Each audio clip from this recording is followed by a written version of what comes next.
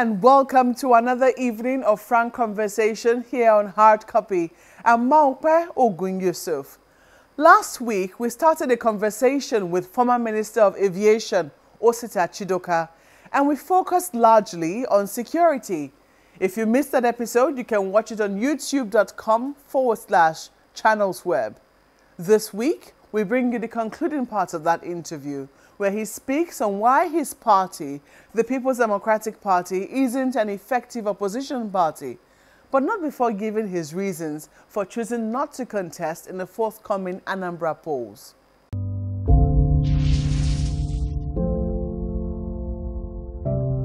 When you talked about how much has been allocated, you weren't talking about the federal government. No. You focused largely on the subnational. Yes, subnational. So I'm wondering, Anambra is going to the polls again this year. Yes. Will you be running? No. Why? Because I have given in to the idea that the zoning system in the state should be allowed to work. I had always said no to the idea of zoning, saying, you need more competent people to run a state.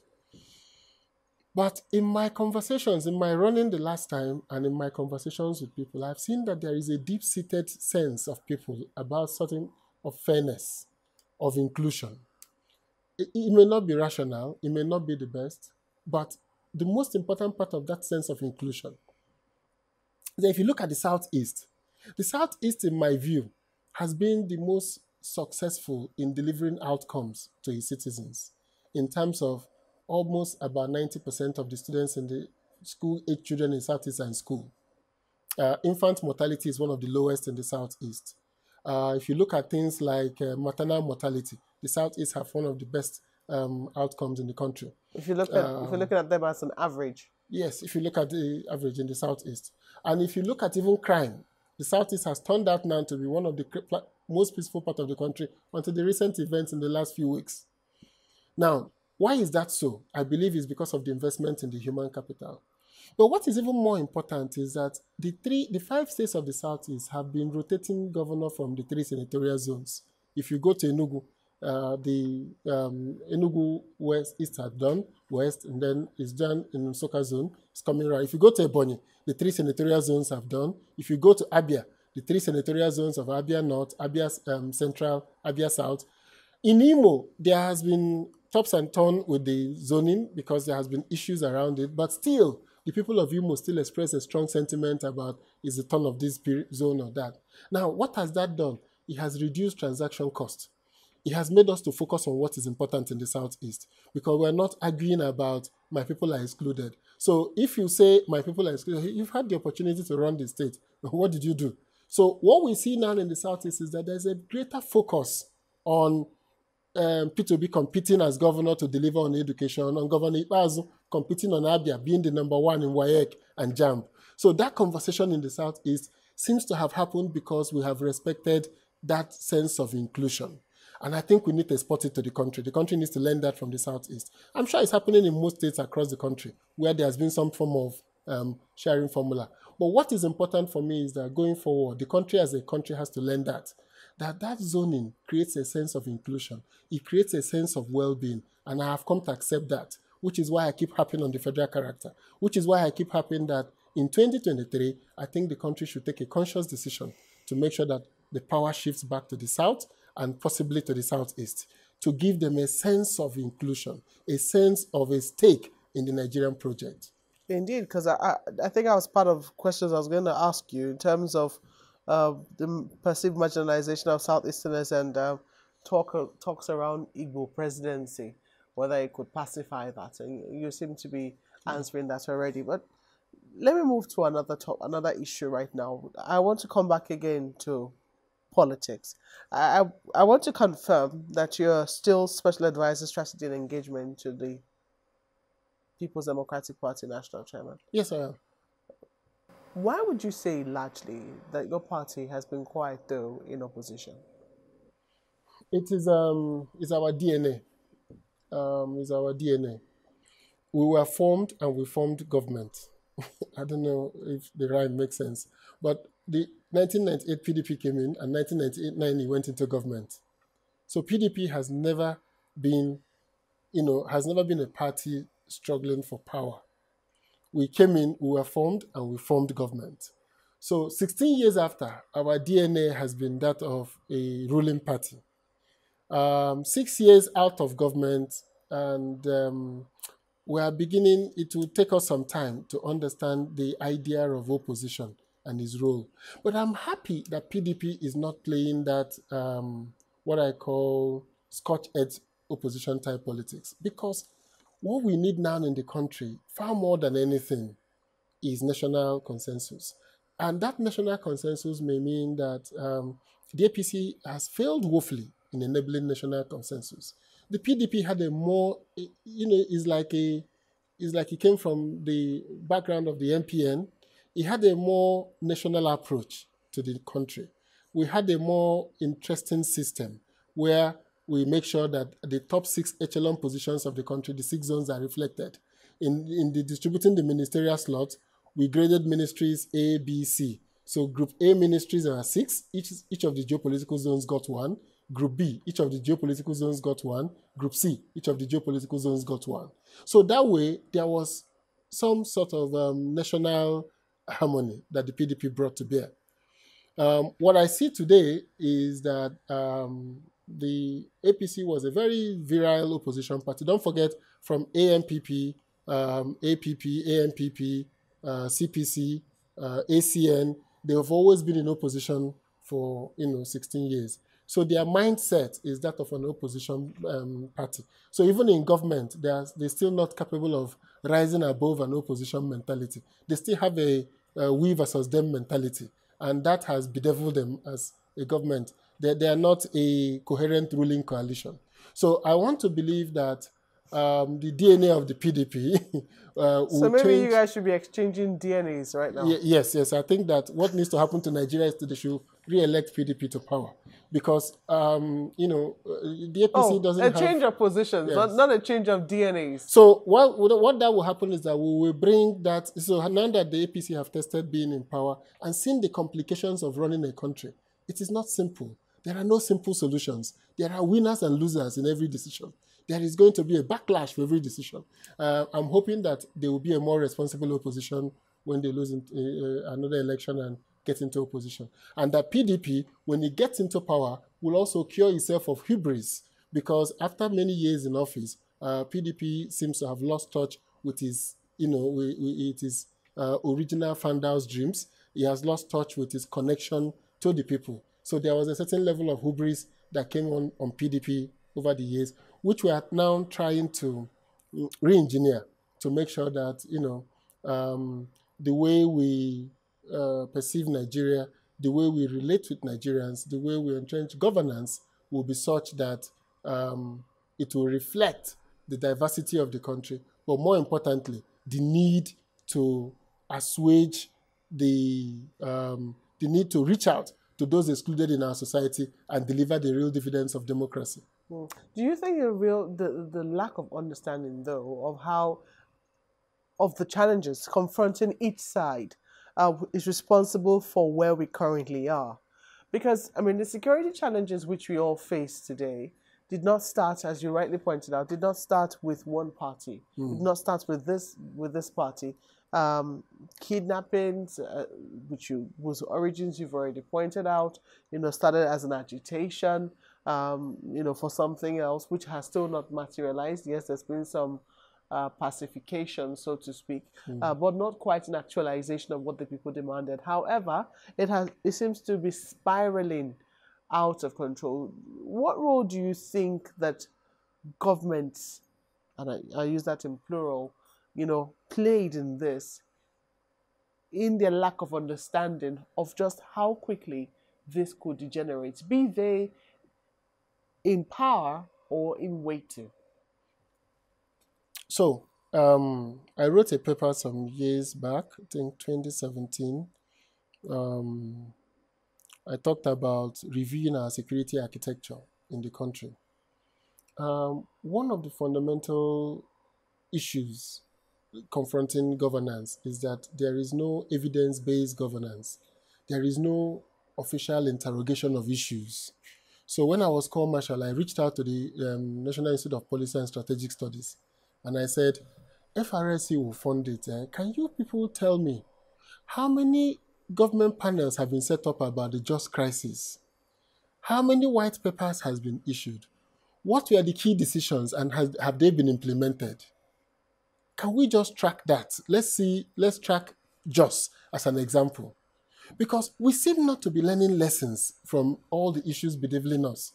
It doesn't have to do with government. It just has to do with a mindset. If I were the president of Nigeria today, my first instinct would be, guys, all stop. Let's go back. Every department of government, whether be the DSS, I will form an elite squad that will make sure that people that head institutions are people that the officers trust. You have done what you're telling us to do. You can't be a middling leveling officer who didn't do well in the academy, who is not known to have been courageous, and you end up as IG or Chief of Army Staff. The reason why the successful armies in the world, the US Army, the Russian Army, is that the officers who are on the top have been special force people. They have gone through the mill. They have gone through the Navy Team SEAL 6 and all that. So when they are telling you, we need to go here, the officers are listening because they have done it. So the security architecture we have today was primarily formed by Babangida to protect regime. The DSS, the NIA was done by President Babangida in 1986. I am saying that the time has come for us to review that. We've had civil defense added. We've had road safety coming. We've had the police expanded largely. DSS. EFCC has come. We need to recalibrate. We need to see how much of all of this, how much of the services in many of these agencies need to be coalesced into one, and how we can dedicate multi-force, what I call forces that will fight for the country. People that know that they are going to give their life for this country and their children will not suffer, and they will be given even if it's a presidential medal, they're not doing it for money. They're doing it because they believe in the philosophy of the country. We need to create a new philosophy of governance, of the reason for Nigeria. Why do we want to be Nigeria? We want unity and progress. Unity for what? I've said this on this year program before. Progress for what?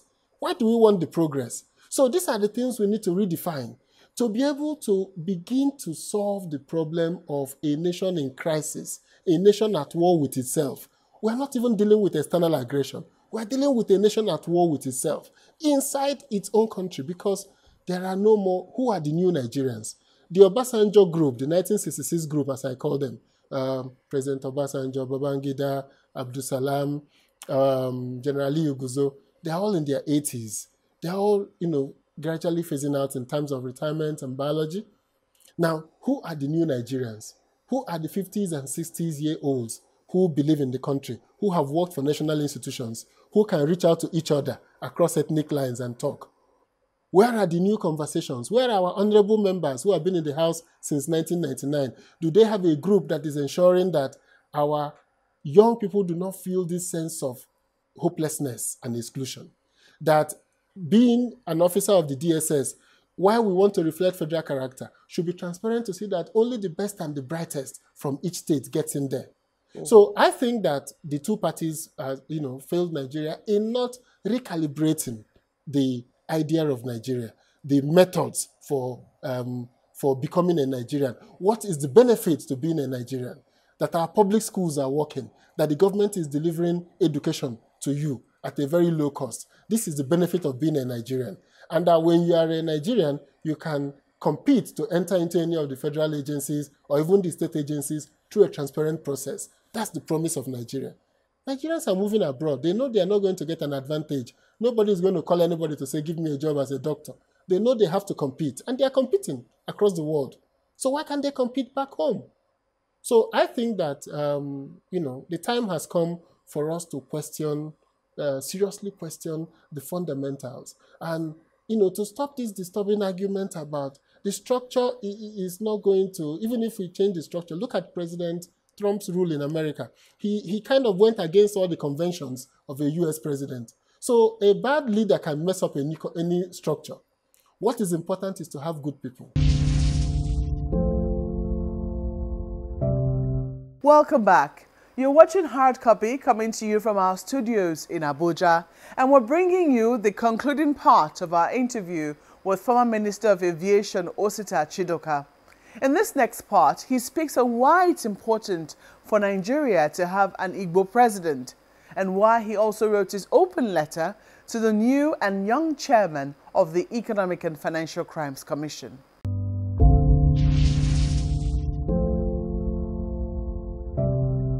Do you think that there is need for another party or maybe another grouping that has, good people from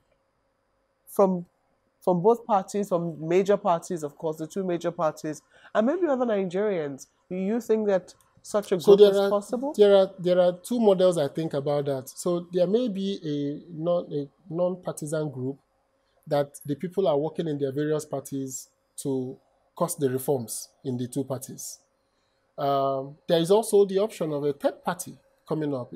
And for me, human beings are binary. Over time, people get used to these binary choices of 1 and 2. Sometimes 3 somehow is a crowd. But in some cases, yes, it has happened. But what I look forward to is to see that coalition that is within the parties. In every political party, there are tendencies. There are the extreme left. There are the people in the right. I want to see that middle ground, that Nigerian group that is in APC, in PDP, even though they are fighting partisan elections, but they are united in the philosophy of a Nigeria. And who knows, maybe someday they may come together into a party or take over one of the parties wholly and become a dominant force in that party. But I think that to sit in our two entities now, the enclave politics, no, it's not going to work. It's not going to work because the challenges facing us is existential. What is happening in the Southeast today is just going to escalate. It's going to grow across all the regions. So it is existential. It needs to be nipped in the bud. We need to issue new promissory notes to Nigerians. We need to issue to Nigerians a new sense that something good will come out. If we go back to the old, into our camp mentality, you will find out that these dissident groups are going to find local support. So what you don't want is local support for them. What you want is for the Igbos to say, we don't want violence in Igbo land. Whatever you want to argue, whatever position you want to take, form a party, go and run elections and change the constitution, or use peaceful methods. You don't want a situation where people are saying, there's even nothing in this for me. We can even let the violence continue. You don't want that despondency. You want a situation where the Northwest, the majority of the people are adamant to say, we're not going to accept this banditry as a way of life. What do you think needs to happen for that to happen? Let me take the Southeast, for instance, where the violence doesn't escalate as you already think it could. Yes. Well, so two things are on the table. First one is that the majority of, let me put it this way, a group of young people in the Southeast, very young people in their 30s, are romanticizing the idea of Biafra. They feel that a country of our own in the Southeast will be to our eternal benefit. And they feel that will solve all the problems.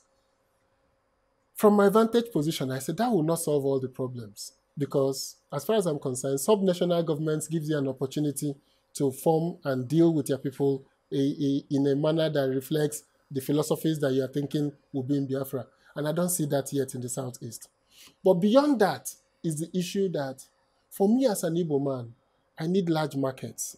I need a large space to operate in. So many argue, well, we can have that. I mean, we can trade in Ghana, we can trade in this. But if you look at the East European Union, countries are coming together to form a single market. In Africa, countries are going apart. Maybe we need to go apart to come together, as some people argue. But I think that once Nigerians see that the promise of Nigeria, the possibility of them to actualize themselves in a country where no man is oppressed, I think that middle ground is stronger than those who are pushing for the dissidents. So, which is why I'm in the group that says an Igbo presidency will be a very good way to give the Igbos a sense of belonging. An Igbo man rising to be the president is not likely to change my life materially much, because I'm not sure the people in Bayelsa that their life changed with President Jonathan being president, or that the people in Ota, even in Ogun State, that their life changed because Obasanjo was president, or Katsina, where their life have even worsened since President Buhari became president. But the real thing is that nowhere in the world have you seen any secessionist or dissident group that argues because of infrastructure, because of road, because of bridge. Scotland is not asking to be a free country because they need road and bridge. No. Yugoslavia did not break up because they were not delivering on roads. No. It is that sense of actualization. What is happening in Armenia today, if you go at the crisis in Armenia, it is that sense of feeling of alienation.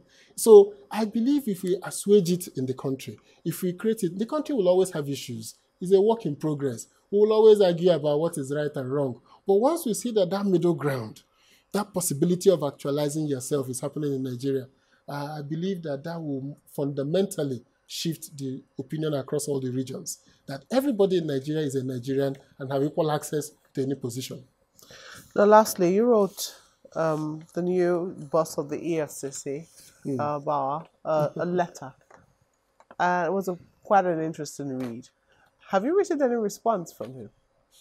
No, I haven't. And I made it an open letter. I wasn't interested in receiving any response from him. But somebody said he sent the letter to him. I said it was an open letter, so I guess he will see it.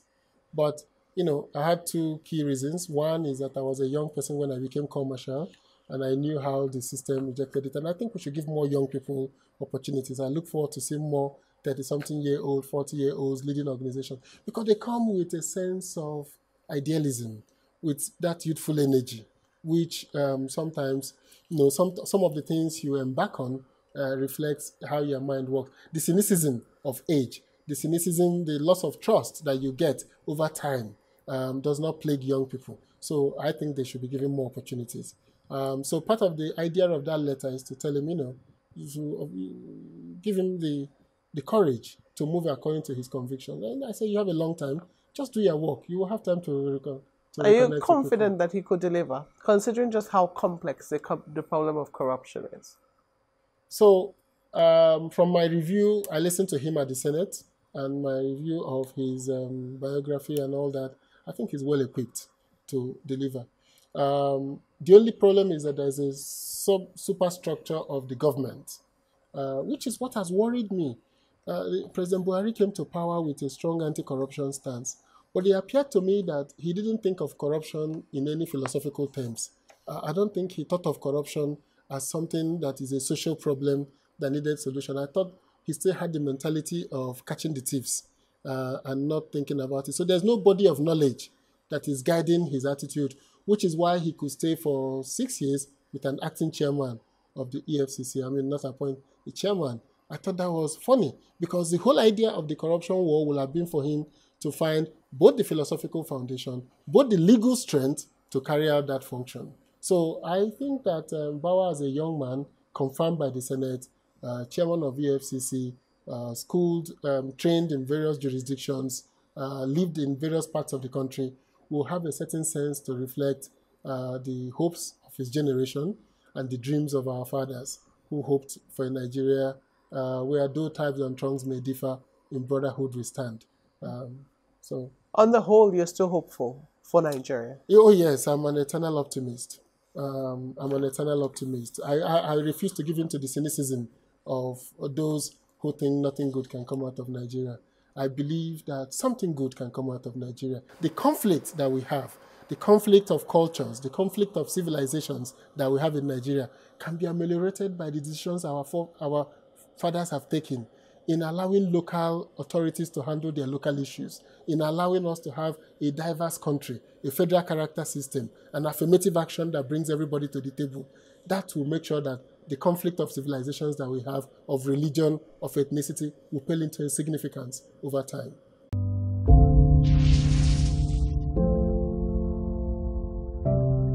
Well, that's the program tonight. We received a couple of feedback from you and are encouraged. Ima Oyinlofo and Joe Modi, thank you for your mails. We want to hear a bit more from you all on some of the issues raised. For instance, do you think the PDP is struggling as an opposition party because of its DNA or other internal issues it has? And if the unwritten presidential rotation principle were to work in Nigeria as a whole, what must be done to ensure it rests with the Southeast this time around? Please use the handles on your screen. Thank you for watching. I'm Mark Yusuf. Good night.